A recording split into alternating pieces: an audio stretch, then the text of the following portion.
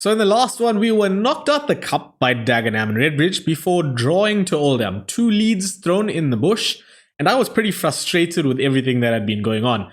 But as with most things in life, it is not all doom and gloom. There's an upside. Today, we have a fresh youth intake and a pretty decent one at that, including a very decent South African kid that is likely to be somewhat useful going down the line. Now, once we're done taking a look at that, we'll jump into a top of the table clash against Bromley. 6 games to go in the league. We're currently 8 points clear. A win in that one could make sure that we get promoted. 11 clear in the last 5, and I think that will be too good. So without further ado, let's roll the intro.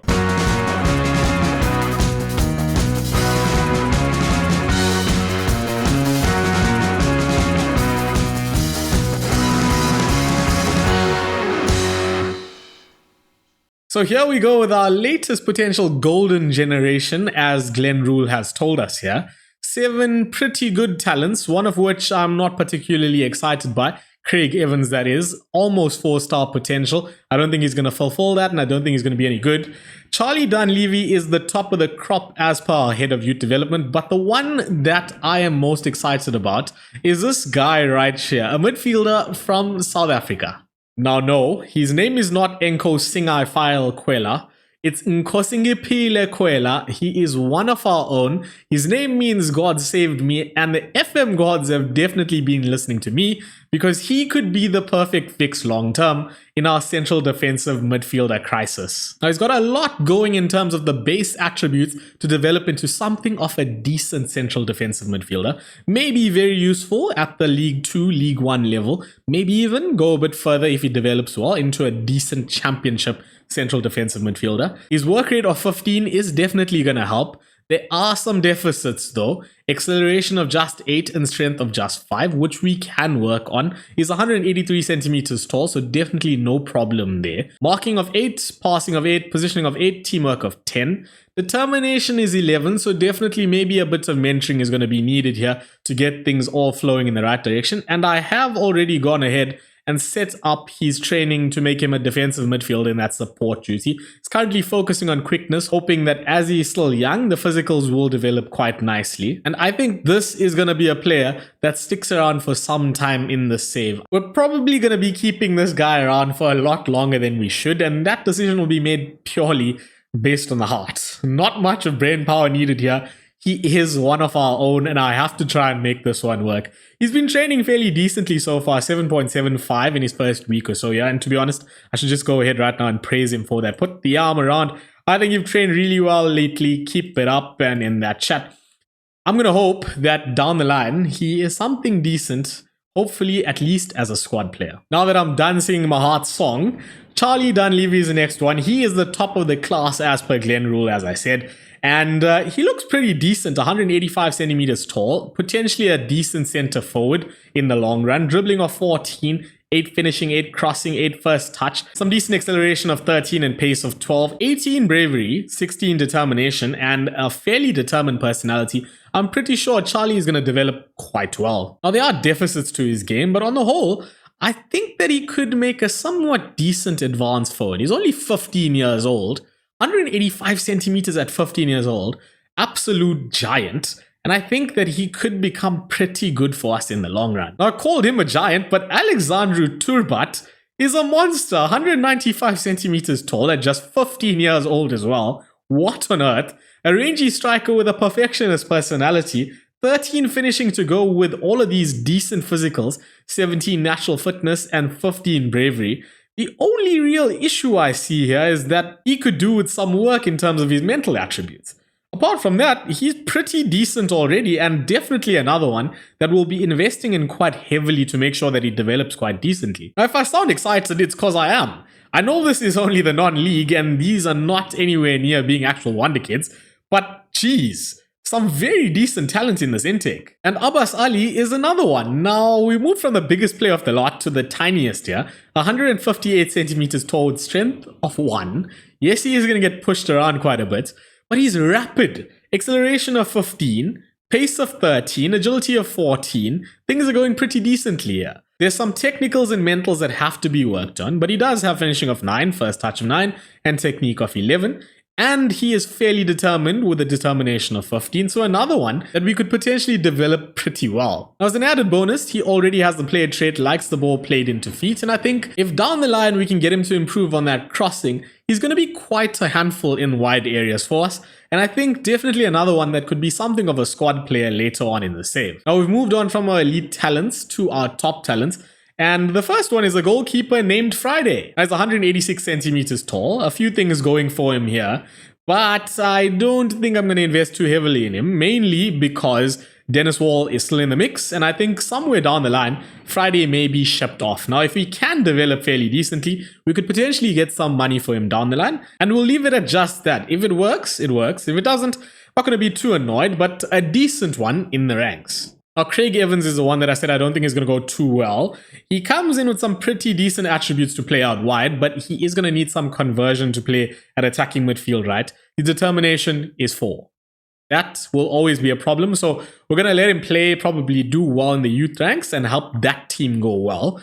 But I'm not going to invest too heavily in this one as well. And that brings us to the last of our top talents, Ian Williams. And to be honest, I think that our head of youth development has done this lad a massive disservice.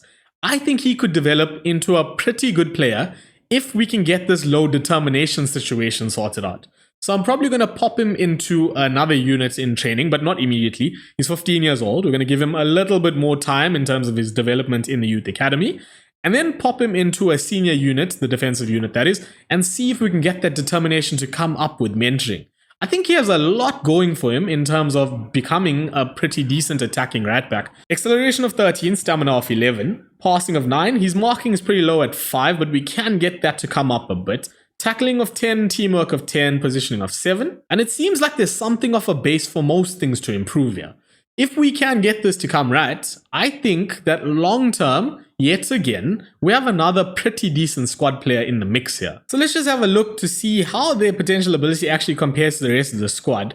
Now, I know for a fact that Oakley Cannoneer is pretty decently rated. He's currently rated as a good EFL League 2 player, but the staff do think that he is going to be potentially good in the EFL Championship. Now, he hasn't been developing perfectly, but I have changed a few things up, and I'm going to hope that that comes right very soon. Now, if we compare this to everyone else, I hope that they have actually got this right, and that these lads, Kwela, Abbas Ali, Turbat, and Ian Williams, now, I don't expect this to be perfect, because as it is in FM, these things are never exactly accurate.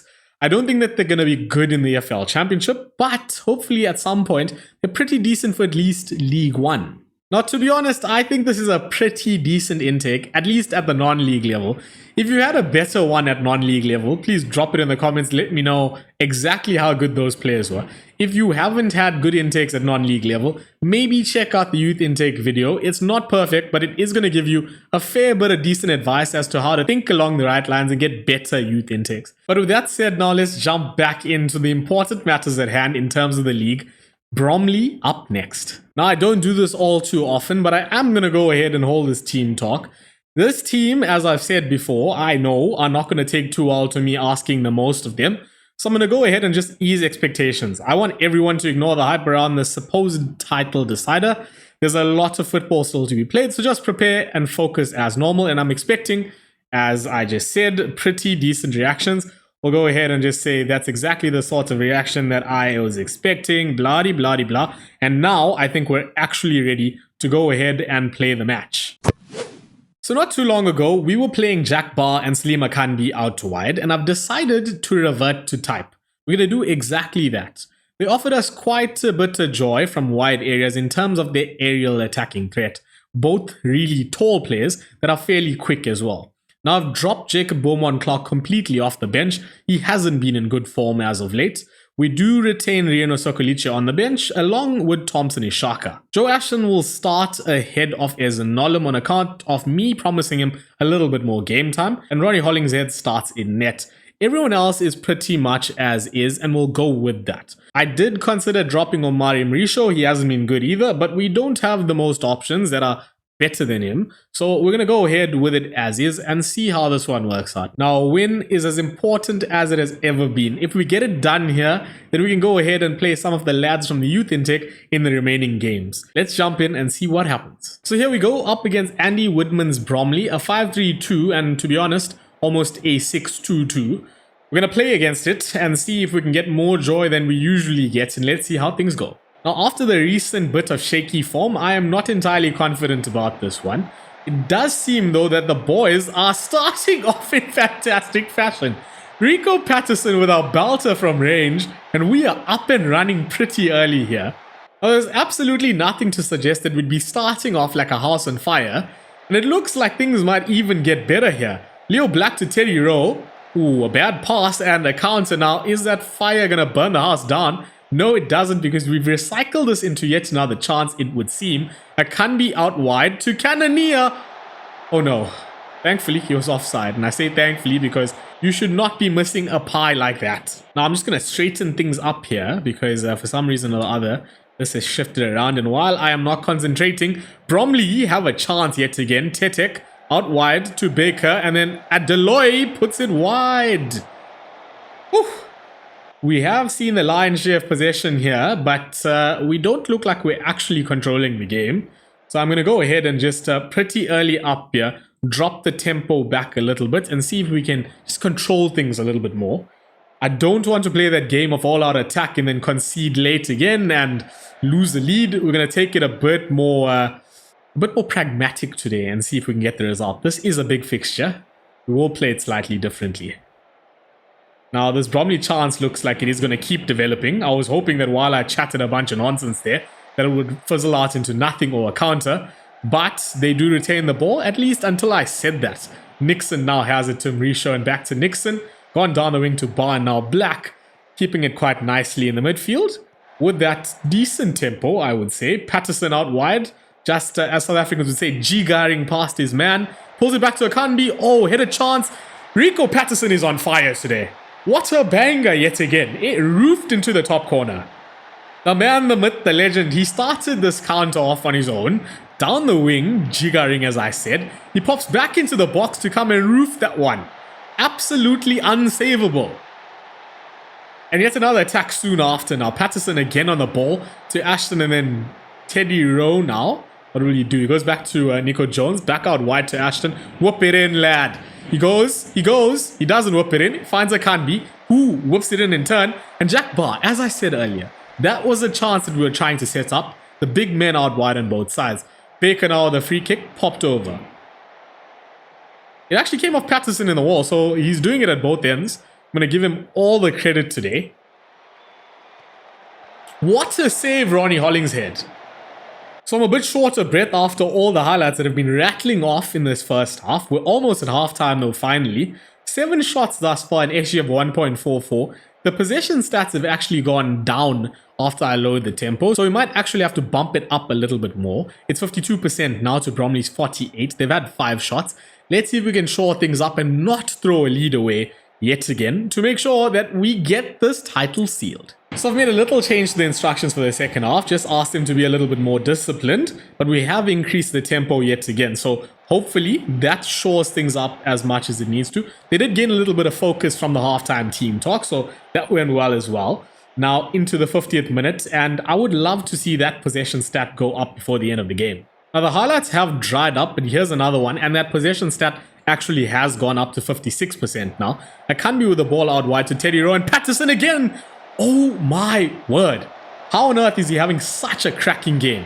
Looks like another chance, but this time probably for Bromley. Whooped out wide. Tetek in so much space down there. Jack Barr, do your job, lad. Nodded into Hollingshead, and that's far too easy for him. We're probably going to go ahead now and make a few changes. I'm going to hope that the usual nonsense that's been happening in recent times doesn't go about its business yet again. We'll do it straight after this cross to Akanbi. Not one. Bromley counter. Teddy Rowe, brilliant. Wins it back to Akanbi now. Whooped across back to the keeper. Nothing doing. But the highlight's still going. So is something going to come of this? Whooped over the top. Big ball. Nico Jones wins it, but not well enough. The second ball falls to Martin here. And then Hall and Tetek to Nuri. Ah, nice tackle. That was clean. Not out. This is ping pong stuff. I don't even know what to say. And it's gone out wide, a corner.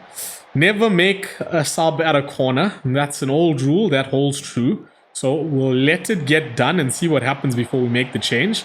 That's gone out. And that'll be a goal kick and we'll make the change. So the subs were made and not much in terms of highlights after that. And it looks like this is wrapped up. Just a couple seconds to go here. The league should be signed, sealed and delivered. A corner to end it, I would think. Patterson going to whip one in. It's not mathematically done, but it should be done. 11 points clear as we head into the last 5. We have to lose them all, basically, to lose the league. And I don't think that's going to happen. So we're going to go ahead and maybe play a decent 11 to start the next one. And then pop in all of the young players to give them a fair few minutes before the new season where we will be professional. Now we're going to have to get a lot done before we take on the Sky Bet League 2. So the next episode will be something of a transfer special. We'll go through all the scouting and try and find a lot of players because we're probably going to have to overhaul the squad. Bring in a few staff members as well and see how things shape up before we take on the new season. Now, if you have enjoyed this episode, please drop me a like and hit the subscribe button as we try to push closer to 500 subs. If there's something you'd like to let me know, please drop that in the comments as well. But until the next one, please take care and a laka. Check you. Bye.